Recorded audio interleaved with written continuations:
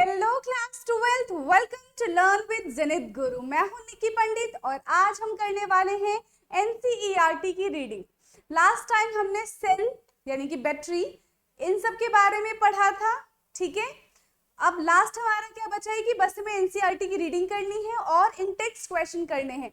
हमारा चैप्टर फिर फिनिश हो जाएगा, ऑलमोस्ट डन ही है हमारा चैप्टर, ठीक है। स्टार्ट करते हैं फिर एनसीईआरटी को रीड करना।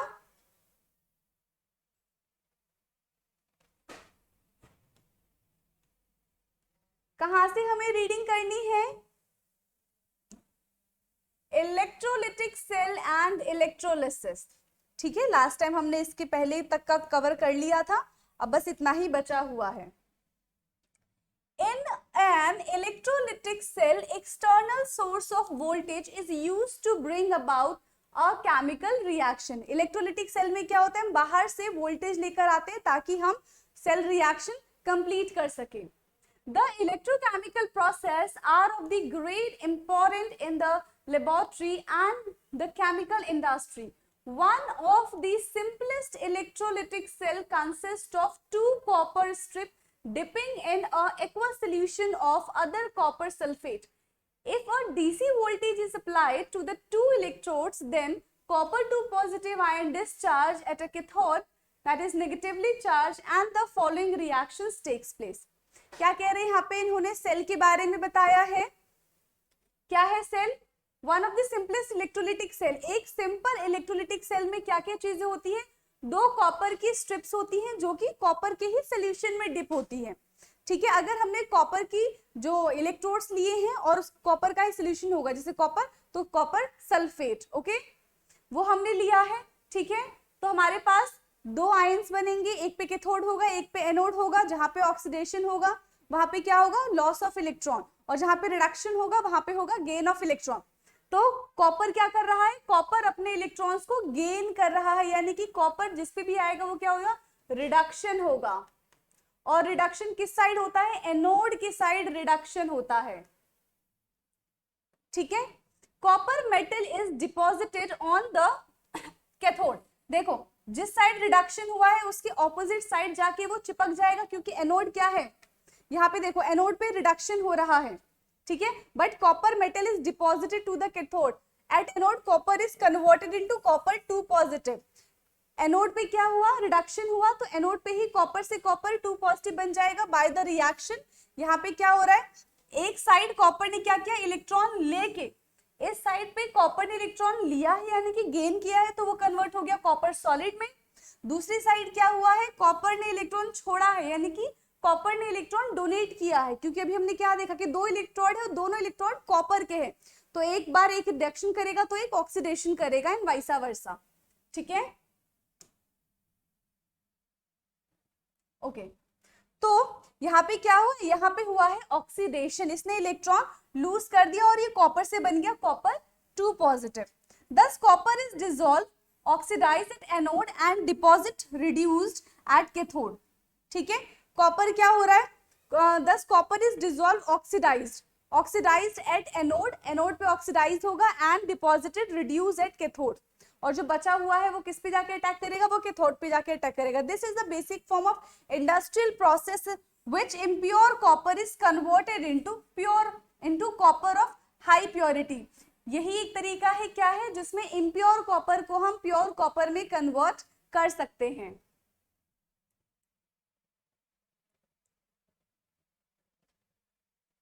The impure copper is made an anode that dissolve on passing current and the pure copper is deposited at cathode। क्या कह रहे हैं, इम्प्योर कॉपर कहां पे जाके स्टिक होगा, एनोड की साइड जाके स्टिक होगा, और प्योर कॉपर जाएगा कैथोड के पास, okay.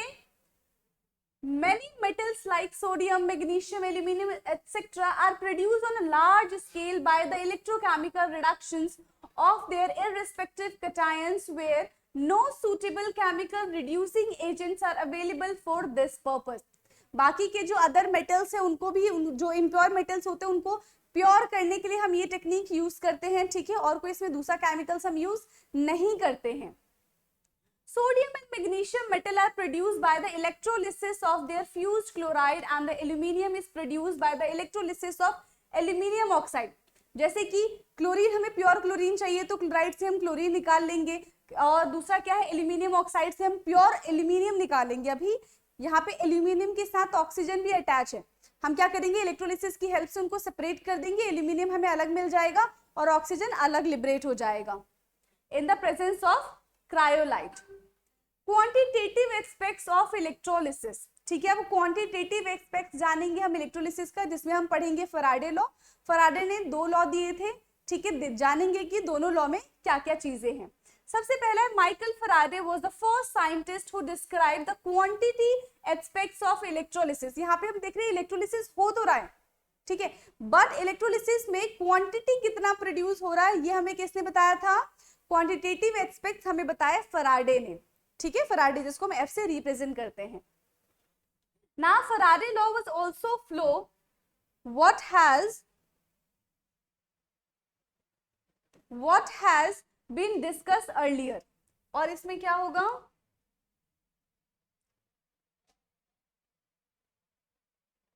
Faraday law of electrolysis.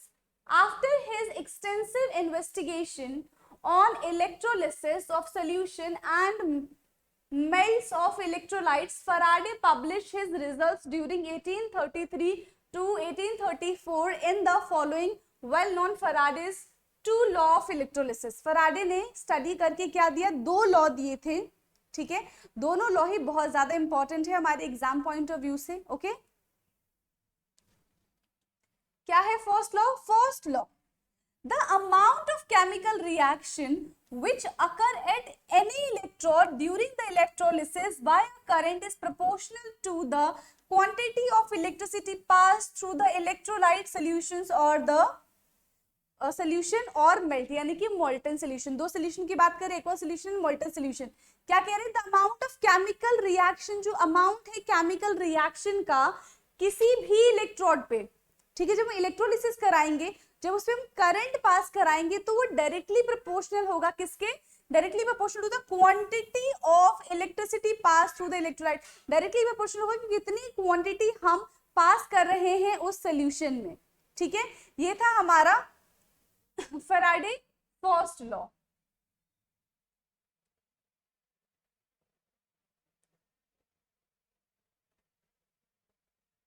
Okay, now second law में क्या है, सेकेंड लॉ है the amount of different substance liberated by the same quantity of electricity passing through the electrolyte solution are proportional to their chemical equivalent weight, like metal number of electron required to reduce the cation। देखो second law में क्या है कि अगर हमने electrolytic solutions को, electrolyte को एक सीरीज में किया है और उसमें जब हम करंट पास करेंगे, ठीक है, तो क्या होगा, एक में अगर हम करंट पास करेंगे, उसको हमने सीरीज में अटैच किया तो सब में सेम करंट पास होगा, वो डायरेक्टली प्रोपोर्शनल होगा उसके इक्विवेलेंट मास के, ठीक है। W जैसे यहाँ पे हो जाएगा हमारा W1 upon W2 is equal to equivalent mass of W1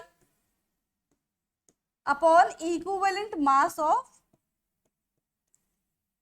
W2, ठीक है। क्लास में इस पे हमने न्यूमेरिकल भी किया हुआ है और फैराडे का first law and second law फॉर्मूले के साथ बहुत अच्छे से कराया गया है, ठीक है।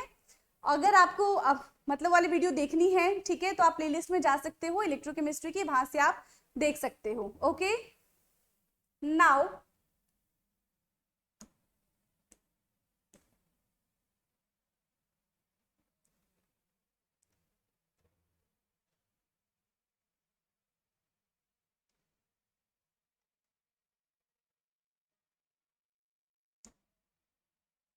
जो फर्स्ट लॉ के अकॉर्डिंग क्या हमारा फॉर्मूला आया था वो भी हम देखेंगे, क्या था, W इज इक्वल टू, और W, हाँ, W is equal to ZQ, ठीक है। और जैसे ही ये Z क्या है हमारा इक्विवेलेंट मास है, और Q क्या है, Q है चार्ज। जैसे ही हमने Q को देखो, Q is equal to IT होता है तो हम लिख सकते हैं ZIT। I क्या है, करंट, और T क्या है, टाइम, जो कि हम चार्ज की जगह लिख सकते हैं। अब यहाँ पे क्या है, there were no constant current source available during Faraday's time, the general practice we was to put a coulometer, a standard electrolytic cell for determining the quantity of the electricity passed from the amount of metal, generally silver or copper, deposited at consumed. However, coulometer are now obsolete and now have a constant current I source available, and the quantity of the electricity Q passed is given by. Q क्या है, यहाँ पे charge है, charge का unit क्या होता है, coulomb होता है, करंट का यूनिट होता है एम्पियर, एंड टाइम का यूनिट होता है सेकेंड. ठीक है. Q is coulomb, where I is an ampere and T is second. ये सबकी यूनिट दे रखी है. The amount of electricity required for oxidation or reduction depend on the stoichiometry of the electrode reactions. For the example in this, क्या कह रहे हैं कि amount of electricity required, कितनी हमें क्या है कि जब हम रिएक्शन करें तो उसमें कितना अमाउंट हमें इलेक्ट्रिसिटी रिक्वायर्ड है क्या करने के लिए, चाहे ऑक्सीडेशन करने के लिए हो, चाहे हमें रिडक्शन करने के लिए हो. तो किस पे डिपेंड करेगा, स्टोइकियोमेट्री पे डिपेंड करेगा. स्टोइकियोमेट्री क्या होता है, जो भी हम कंपाउंड लिखते हैं उसके आगे जो नंबर लिखा होता है उसके आगे जो हम बोलते हैं कि 2 मोल्स 3 मोल्स, तो 2 मोल्स और 3 मोल्स क्या है, वो स्टोइकियोमेट्री है. ओके. जैसे कि यहाँ पे है Ag ने क्या किया, एक इलेक्ट्रॉन गेन किया और वो Ag बन गया. तो यहाँ पे ओवरऑल जो चार्ज का रिएक्शन है वो कितना है, एक चार्ज है. ठीक है. 1 मोल, तो यहाँ पे क्या है, देखो एक ही Ag है तो यहाँ पे इसके आगे आएगा 1. 1 आप रिप्रेजेंट करो चाहे नहीं करो, तो यहाँ पे लिखा है 1 mole of electrons is required for the reduction. एक मोल यहाँ पे सिल्वर ने क्या किया, खुद का रिडक्शन कर लिया. रिडक्शन का क्या मतलब है, गेन ऑफ इलेक्ट्रॉन. यहाँ पे इलेक्ट्रॉन को गेन कर लिया है. Okay.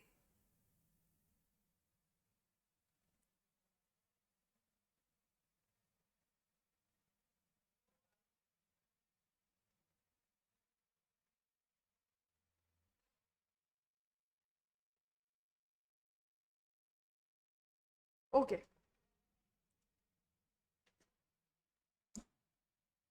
We know that charge on one electron is equal to, एक इलेक्ट्रॉन पे कितना चार्ज होता है, 1.602 into 10 की power -19 coulomb. Therefore, the charge of 1 mole of electron is equal to, देखो 1 मोल के क्या है, Na. Na क्या है यहाँ पे, एवोगैड्रो नंबर. ठीक है. एवोगैड्रो नंबर क्या होता है, 6.022 into 10 की पावर 23. इसमें पार्टिकल्स भी हो सकते हैं, आयंस भी हो सकते हैं, एटम भी हो सकते हैं. ओके. इनटू हमने कर दिया चार्ज, तो यहां से क्या आ गया, C is equal to 96487 coulomb per mole. ये क्या है, ये हमारा है फैराडे कांस्टेंट. पर जनरली इतनी हम डिस्क्रीट वैल्यू नहीं लिखते हैं. ठीक है. हम क्या करते हैं, एक रफ वैल्यू लेके चलते हैं, अप्रोक्सीमेट वैल्यू लेके चलते हैं, जो कि है 96500. ठीक है. This quantity of electricity is called Faraday and is represented by symbol F. Faraday को हम रिप्रेजेंट करते हैं सिंबल F से. For approximate calculation we use, क्या यूज करते हैं, 96500 approximate value. अब देखो यहाँ पे क्या है, for electrode reaction Mg2 positive plus 2 electron will give Mg solid. Okay. फिर aluminium 3 positive plus 3 electrons will give aluminium. अब यहाँ पे क्या है, इलेक्ट्रॉन बैलेंस चाहिए. हम क्या करेंगे, इलेक्ट्रॉन को बैलेंस करेंगे. दोनों साइड जो इलेक्ट्रॉन होने चाहिए वो हमेशा इक्वल होने चाहिए, क्योंकि एट द एंड हमें इलेक्ट्रॉन्स कट करने पड़ते हैं कि कितना ट्रांसफर हुआ है इलेक्ट्रॉन को, चाहे कितना गेन हुआ हो चाहे कितना लॉस हुआ हो. तो यहाँ पे क्या करेंगे, ऊपर 3 के मल्टीप्लीकेशन, नीचे 2 के मल्टीप्लीकेशन. और मल्टीप्लीकेशन सिर्फ इलेक्ट्रॉन में नहीं होगा, पूरे रिएक्शन में होगा. तो ये भी 3 हो जाएगा, ये 6 हो जाएगा और ये 3 हो जाएगा, ये 2 हो जाएगा, ये 6 हो जाएगा यहाँ पे. ठीक है. और यहाँ पे ये भी 2 हो जाएगा.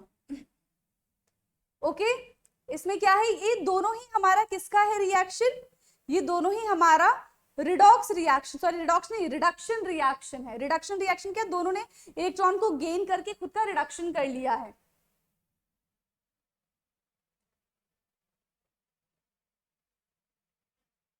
अगर यहाँ पे देखो, ये मल्टीप्लाई हम कब करते हैं इसमें, जब हमारे पास एक ऑक्सीडेशन एक रिडक्शन दिया होता, बट यहाँ पे दोनों ही रिडक्शन है. तो आई थिंक ये इतना करेक्ट है अगर हम इसमें मल्टीप्लाई भी नहीं करेंगे तो, क्योंकि सिंपली यहाँ पे एक्सप्लेन किया गया है. बट अगर हम जब ओवरऑल रिएक्शन लिखेंगे और वहां पे हमें इलेक्ट्रॉन्स अलग अलग नजर आएंगे तो हम उसको इक्वल कर सकते हैं मल्टीप्लीकेशन की हेल्प से.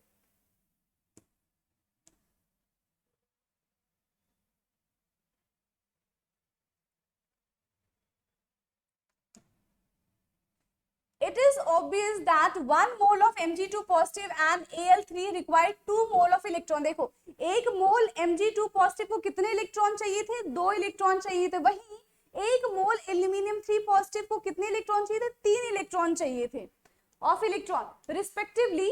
तो देखो यहाँ पे क्या है? 2 इलेक्ट्रॉन, तो 2 इलेक्ट्रॉन यानी कि 2f 2 फराडे, 3 इलेक्ट्रॉन यानी कि 3f 3 Faraday. The charge passed through the electrolytic cell during the electrolysis is equal to the product of current in ampere and the time in the second. As commercial production of metals current is the high 5000 amperes are used, that amount to about 0.518 per second. ठीक है, यहाँ पे क्या बात कर रहे हैं? यहाँ पे ये फर्स्ट लॉ की बात कर रहे हैं. क्या होता है? W is equal to ZIT. कितना करंट कितने टाइम के लिए पास हो रहा है, ये हमारा होता है फैराडे फर्स्ट लॉ. क्लियर है इतना? अब इसके बाद है यहां से फैराडे लॉ अभी है.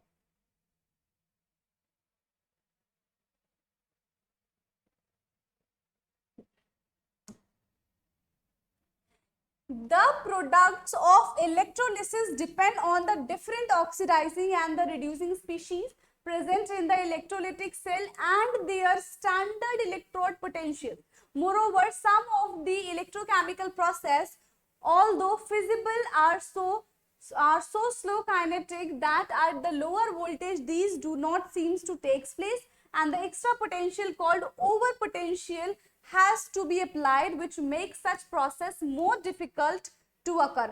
इसका एग्जाम्पल क्या है? जैसे कि यहाँ पे दो एग्जाम्पल लेंगे, एक मोल्टन स्टेट का एग्जाम्पल लेंगे हम और एक एक्वस स्टेट का एग्जाम्पल लेंगे. ठीक है, सबसे पहले कह रहे हैं इफ वी यूज मोल्टन, अगर हमने NaCl लिया है, ठीक है, और NaCl पे जब हम इलेक्ट्रिसिटी पास करेंगे तो वो Na पॉजिटिव और Cl नेगेटिव में ब्रेक डाउन हो जाएगा. जो पॉजिटिव है वो नेगेटिव पे अटैक करेगा और जो नेगेटिव है वो पॉजिटिव इलेक्ट्रोड पे अटैक करेगा.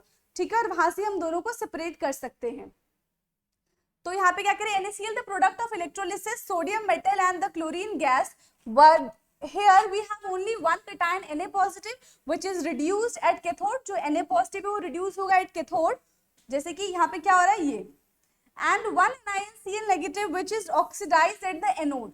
और Cl negative क्या है? वो ऑक्सीडाइज करेगा during the electrolysis of the aqueous sodium chloride. But अगर हम एक्वस सोडियम क्लोराइड की बात करते हैं, देखो मोल्टन स्टेट में सिर्फ हमने NaCl लिया था और हमें Na पॉजिटिव और Cl नेगेटिव मिल रहा था. एक का ऑक्सीडेशन होगा, एक का रिडक्शन होगा. ठीक है, लेकिन जब हम बात करते हैं एक्वस की, एक्वस का क्या मतलब होता है कि उसमें वाटर मॉलिक्यूल्स भी हैं. हमने यहाँ पे सॉल्ट तो लिया है, सॉल्ट का तो इलेक्ट्रोलिसिस होगा, साथ ही साथ वाटर का भी इलेक्ट्रोलिसिस होगा. तो एक्वस में हमें दो चीजें देखने के लिए मिलेगी, दो cation देखने के लिए मिलेंगे, दो एनायन देखने के लिए मिलेंगे. ठीक है,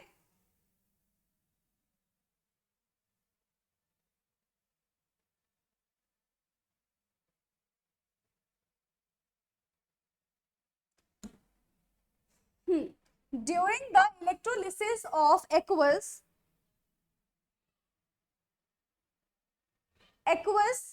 sodium chloride, the products are NaOH, Cl2 and H2. In this base, besides Na and the Cl ions are also have H positive and OH negative ions along with the solvent molecules H2. देखो aqueous वाले का ध्यान से समझो. Aqueous वाले के पास दो चीजें, पहला है हमारे पास NaCl और दूसरा है वाटर. इसमें दो cation दो आयन कैसे मिलेंगे? NaCl से हमें मिलेगा Na positive plus Cl negative. ठीक है, वहीं अगर हम वाटर की बात करें तो यहां से क्या मिलेगा? H positive and OH negative. तो देखो दो cation Na positive and H positive, दो एनायन है Cl negative and OH negative. अब यहाँ पे प्रॉब्लम ये आती है कि वहां पे एक कैथोड था, एक एनोड था. ठीक है, तो एक टाइम पे एक टाइम जो नेगेटिव था वो पॉजिटिव की तरफ जाता, जो पॉजिटिव था वो नेगेटिव की तरफ जाता. एक ही एक था, बट यहाँ पे दो पॉजिटिव और दो नेगेटिव, तो इलेक्ट्रोड्स पे कौन सा जाएगा ये हमें देखना है. ठीक है, यहाँ पे देखते हैं. As a cathode there is a competition between the following reduction.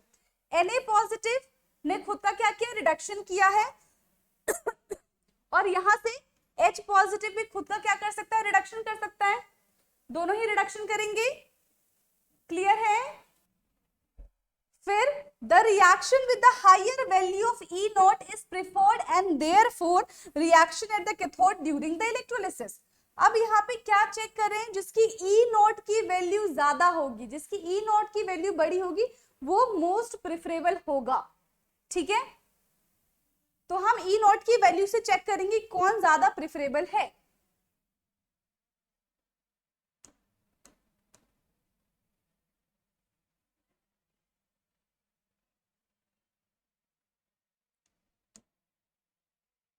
ठीक है, तो H पॉजिटिव ने क्या किया है खुद का, इसने क्या किया, इलेक्ट्रॉन को रिड्यूस, इलेक्ट्रॉन ले लिया है, तो इसने खुद का रिडक्शन किया है। But H positive is produced by the dissociation of H2O, तो H2O लिक्विड है, H positive and OH negative मिला है, जो ऊपर रिएक्शन लिखी थी। Therefore the net reaction of the cathode में बी रिटन एज, और पूरा ओवरऑल नेट रिएक्शन क्या होगा हमारे पास, ये है कुछ। वाटर का करेंगे तो हाफ H2 और OH निकलेगा यहां से, ठीक है। At the anode Cl, half Cl plus electron, तो यहाँ पे क्या हो जाएगा, 2H2O gives O2 plus 4H plus 4 electron. The reaction at anode lower the value of E naught is preferred, therefore water should get oxidized in the preference of chlorine. ठीक है, however an account of the overpotential of the oxygen reaction is preferred, thus the net reactions may be summarized as the total। देखो net reaction क्या है, हमारे पास NaCl है, हमारे पास water है, overall जो रिएक्शन होगा उसमें से कुछ टर्म्स जो है वो कैंसिल आउट हो जाएंगे और बचेगा क्या हमारे पास, NaOH, ठीक है, Cl2 गैस और H2 गैस, ये तीन चीजें हमें मिलेगी ओवरऑल रिएक्शन में, ठीक है। यहां से देखो Na positive and OH negative, यानी कि बनाएगा NaOH, H2 गैस और Cl2 गैस, ये ओवरऑल रिएक्शन में हमें मिलेगा। किस रिएक्शन में, एक्वस का जब हम रिएक्शन कराएंगे, एक्वस सॉल्यूशन की जब हम बात करेंगे, ठीक है। The standard electrode potential are replaced by the electrode potential given by the Nernst equation. Take into the account of the concentration effect during the electrolysis of the sulfuric acid, and the following process are possible at the anode. और ये reaction है, ठीक है। SO4 2 negative will give S2OH 2 negative plus 2 electron, इसने क्या किया, electron को यहाँ पे क्या है, डोनेट किया है, यानी कि यहाँ पे ऑक्सीडेशन हो रहा है। For dilute sulfuric acid, reaction is preferred, but at the higher concentration of H2SO4, the reaction is preferred.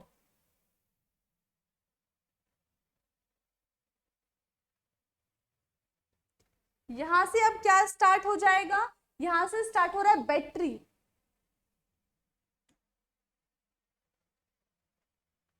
ठीक है, बैटरीज। बैटरी क्या है, any battery actually it may have one or more than one cell connected in series. जब एक या फिर एक से ज्यादा सेल आपस में कनेक्टेड होते हैं तो वो बनाता है क्या, बैटरी। नॉर्मल सेल जैसे आप घड़ी की देख लो या फिर रिमोट की देख लो तो वो सेल है, और बहुत सारे सेल जब हम कनेक्ट कर देंगे मोर देन 2 तो वो बैटरी में कन्वर्ट हो जाएगा, उसको हम बैटरी बोलेंगे। तो और cell that we use as a source of electrical energy is basically a galvanic cell। जो हम क्या करते हैं, एनर्जी के लिए यूज करते हैं सेल को, वो एक्चुअल में गैल्वेनिक सेल है।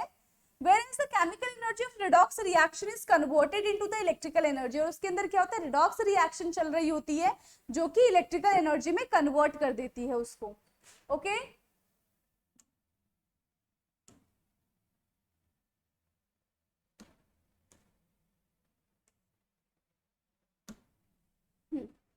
However, for a battery, it is a partially used. It should be reasonably light, compact, and its voltage should not vary appreciably during its use. There are mainly two types of batteries. यहाँ पे दो type की batteries की बात करेंगे, primary batteries and secondary batteries, ठीक है। दोनों बैटरीज हम यूज करते हैं। सबसे पहला है primary batteries. In the primary batteries, these reactions occur only once, and after use a period of time, battery become dead and cannot be reused. Primary battery को हम एक बार ही यूज करते हैं, उसके बाद क्या होता है, उसकी लाइफ टाइम खत्म हो जाती है और हम उसको डंप कर देते हैं, ठीक है। कौन सी बैटरी हो गई हमारी, रिमोट की बैटरी हो गई। हम उसको लेकर आते तब तो बहुत अच्छे से काम करता है, फिर कुछ टाइम के बाद रिमोट की बैटरी धीरे धीरे उसकी जो लाइफ टाइम होती है वो खत्म होते चली जाती है, ठीक है। हालांकि हम उसको फिर भी मार मार के से चला लेते हैं, बट ज्यादा लंबे टाइम तक नहीं चल सकता, ठीक है, क्योंकि उसके अंदर जो सेल प्रोसेस हो रहा होता है वो रुक जाता है after certain period of time, okay. तो क्या हो जाएगा, फिर हम उसको फर्दर यूज नहीं कर सकते हैं, वो हमारा प्राइमरी बैटरी होता है। चाहे घड़ी की बैटरी देख लो, चाहे रिमोट की बैटरी देख लो, सब सेम है। Okay the most familiar example of this type is a dry cell, और उसको क्या कहते हैं, ड्राई सेल बोलते हैं या फिर लेक्लेंची सेल बोलते हैं। After its discovery, which is used commonly in a transistor and clock, the cell consists of zinc container that also act as an anode and a cathode is the carbon graphite. क्या कह रहे हैं यहाँ पे, हम जिस cell की बात कर रहे हैं, क्लॉक सेल ले लो, ठीक है, ड्राई सेल बोलते हैं इसको। इसमें क्या है, एनोड पे जिंक होता है, कैथोड पे क्या होता है, कार्बन ग्रेफाइट। कभी भी जब बैटरी को या फिर सेल को तोड़ा होगा तो उससे ब्लैक ब्लैक सा निकलता है। वो ब्लैक ब्लैक सा किसकी वजह से निकलता है, कार्बन ग्रेफाइट की वजह से निकलता है। ग्रेफाइट जो हमारे पेंसिल्स में होती है, ठीक है, जो पेंसिल की लिड होती है वो ग्रेफाइट ही है।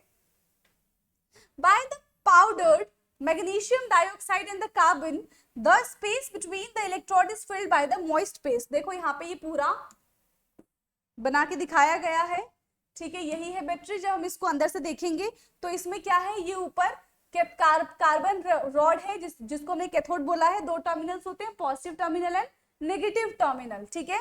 यहाँ पे ये बीच में क्या है, मैग्नीशियम ऑक्साइड, कार्बन ब्लैक और NH4Cl का पेस्ट है, और ये साइड साइड में क्या है, जिंक कप है जो कि एनोड पे लगा हुआ है। ओवरऑल रिएक्शन क्या है, एनोड पे है जिंक और कैथोड पे है MnO2 + NH4। तो जिंक, ये एनोड पे क्या होगा, ऑक्सीडेशन होगा, इसका ऑक्सीडेशन हो गया, सेकंड वाले का हमने रिडक्शन कर लिया है। ओवरऑल रिएक्शन होगी तभी सेल वर्क कर पाएगा। In the reaction at cathode, manganese is reduced from the 4 positive oxidation state to 3 positive oxidation state. यानी कि यहाँ पे इसका ऑक्सीडेशन स्टेट +4 था और यहाँ पे इसका ऑक्सीडेशन स्टेट कितना हो गया, +3 हो गया। तो यहाँ पे इसने क्या कर दिया, यहाँ पे इट रिड्यूस, यहाँ पे रिडक्शन हो गया। यहाँ पे ये 0 था, यहाँ पे +2 हो गया, मतलब यहाँ पे इसका ऑक्सीडेशन हो गया है, ठीक है। Ammonia produced in the reactions form a complex with Zn2 positive to give ZnNH3 का whole twice 2 positive. The cell has a potential nearly 1.5। ये देखो, इसका आंसर हम कैसे लिखेंगे, पैराग्राफ वाइज इसका आंसर नहीं लिखेंगे, हम पॉइंट बाय पॉइंट इसका आंसर लिखेंगे, ठीक है। क्लास में मैंने पॉइंट बाय पॉइंट आंसर लिखवाया है, आप एक बार जरूर जाके उसको चेक करना। ओके तो इसका वोल्टेज कितना है, 1.5 वोल्टेज है ड्राई सेल का। मर्क्यूरी सेल की अब हम बात करेंगे, ड्राई सेल यहाँ पे ओवर हो गया है। Mercury cell suitable for low current device. Mercury cell किसके लिए सुटेबल होता है, लो करंट डिवाइस के लिए, like hearing aids, watches etcetera. Consist of zinc, इसमें भी किससे मिलकर होता है, zinc mercury amalgam as anode and a paste of HgO and a carbon as a cathode. ये याद रखना, एनोड पे कौन सा है, कैथोड पे कौन सा है, ठीक है। और ये रिएक्शन तभी आप कर पाओगे। एनोड पे है हमारा जिंक अमलगम, जिंक अमलगम ने क्या किया है, यहाँ पे Zn था 0 हो गया, ठीक है, यहाँ पे 2 पॉजिटिव, यानी कि जिंक ने खुद को ऑक्सीडाइज कर लिया है, वहीं HgO ने खुद का रिडक्शन कर लिया, यहाँ पे लॉस ऑफ ऑक्सीजन हो गया, यानी कि यहाँ पे हुआ है रिडक्शन। ओके ये है क्या, mercury cell. The overall cell reaction represented is Zn plus HgO will give ZnO plus Hg and the cell potential is approximately 1.35। Dry cell का कितना था सेल पोटेंशियल, 1.5 वोल्ट, और यहाँ पे क्या है, मर्क्यूरी सेल का 1.35 volt, and remains constant during its lifetime as the overall reaction does not involve in any ion solution whose concentration can change during its lifetime। देखो यहाँ पे पिछली बार भी बोर्ड में क्वेश्चन आया था, और ये बिल्कुल एग्जैक्ट एनसीईआरटी का क्वेश्चन है कि जो सेल है उसकी लाइफ टाइम के बारे में बात करें, the cell potential is approximately 1.35 volt and remain constant during the lifetime. जो सेल होता है वो हमेशा कांस्टेंट कैसे रह लेता है ड्यूरिंग लाइफ टाइम, तो उसका रीजन क्या है कि वो कभी भी पूरा खर्च नहीं होता है, पूरा रिएक्शन इन्वॉल्व नहीं होता है, इसी वजह से उसका जो लाइफ है वो पूरे टाइम चलता ही रहता है, ठीक है। यहाँ से the overall cell reaction does not involve in any ions in the solution. Overall जो सेल रिएक्शन वो कभी भी सोल्यूशन में पार्टिसिपेट नहीं करती है, whose concentration can change during its lifetime, जिसकी वजह से उसका concentration change हो, ठीक है। अब प्राइमरी बैटरी के बाद है हमारा सेकेंडरी बैटरी, ठीक है। अब हम बात करेंगे सेकेंडरी बैटरी के बारे में। अब कितना बचा हुआ है सेकेंडरी बैटरी, ठीक है, और लास्ट एक कोरोजन वाला। एक काम करते हैं, ये वाला पार्ट हम कल की क्लास में करेंगे, ठीक है। आज हमने क्या किया है, ऊपर हमने इलेक्ट्रोलिटिक सेल के बारे में जाना और प्राइमरी सेल पढ़ा है, प्राइमरी बैटरी, ठीक है। बाकी के 2 टॉपिक बस बचे हुए वो हम कल की क्लास में कवर करेंगे, ठीक है। आज की क्लास के लिए इतना ही, बाकी मिलते हैं नेक्स्ट क्लास में। Thank you so much.